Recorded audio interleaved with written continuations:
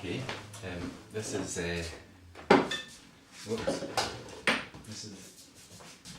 short demonstration on making bread and how easy it is. Okay, we've got the bread maker here.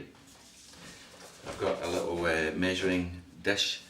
I'll pour cold water in it up to 300 mils, and it's got to be pretty accurate, but it doesn't have to be spot dead on. Some people say they like that it's an advantage to use warm water because it activates the yeast more. But I've experimented and I find that the yeast always rises anyway. So you get your teaspoon and you get your yeast. So we've got water in there, teaspoon of yeast, so flat teaspoon, and what I do here is I start the agitation so that the yeast gets all mixed up. Oh, right, so we've got our teaspoon, and we remember now we've got other things to put in, right?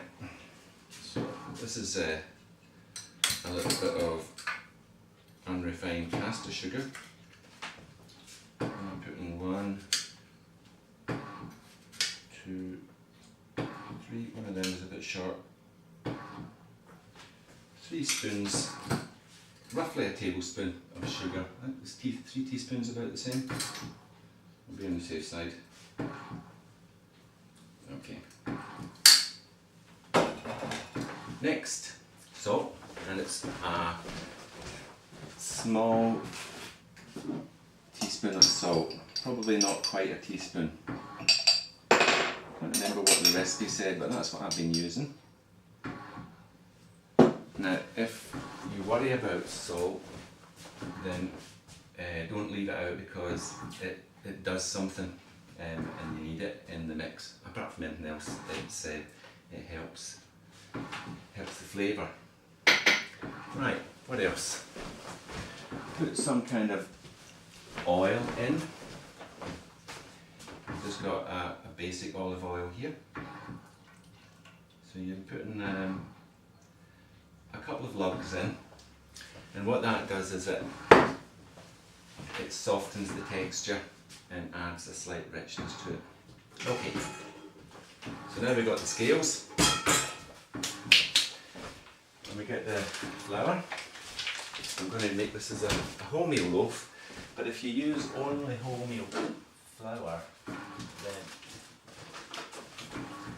then it doesn't rise very well. It seems that there are these stretchy molecules inside the flour, the gluten molecules, I think, and they get broken up in wholemeal. So what I do is I make a mix of white and wholemeal flour. So looking at the measuring, I'm going to 250 grams, round about, the wholemeal, and then perhaps I'm making it up to 450 grams with the white.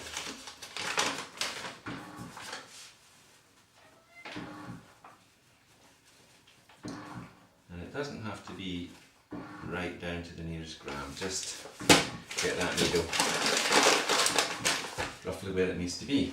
Okay, so I'm going to put this in here.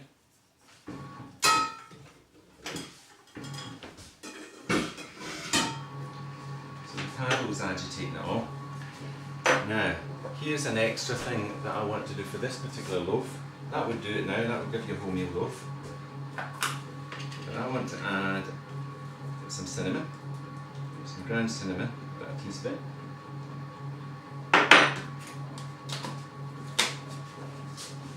And here's the thing that I like, which is lots of sultanas. Now, I don't really measure them out, but I give it a good couple of handfuls. And they really sweeten it and moisten it. And it's beautiful as toast. Okay, so that's it. What I'll do now though is, just because I had kind of started it artificially, I'll stop the cycle and then start the cycle again. I'm just going to show you what it's like.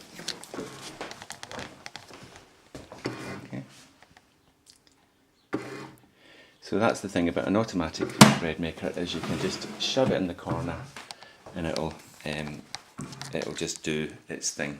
Okay. So that's me. I've got that going. That's a thing I can tick off my list. I've got my list here.